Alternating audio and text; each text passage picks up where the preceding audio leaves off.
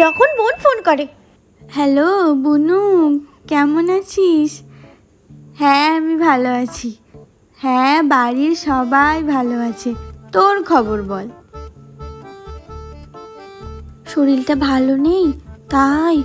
তা আজকে কি রান্না করেছিস?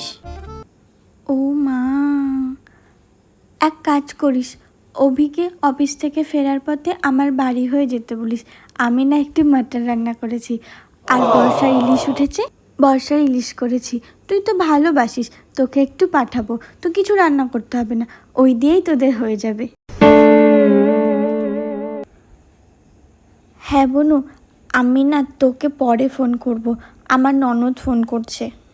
যখন ননদ ফোন করে।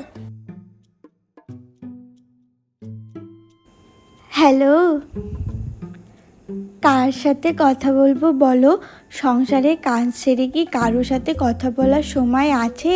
ওই কোম্পানি থেকে ফোন করেছিল ইন্স্যুরেন্সের জন্য। হ্যাঁ, কি করব বলো, এই বসে আছি রান্না করে। আজকে তেমন কিছু না গো, বৃষ্টি পড়ছিল, সব সেদ্ধ পক্ষ রান্না করেছি।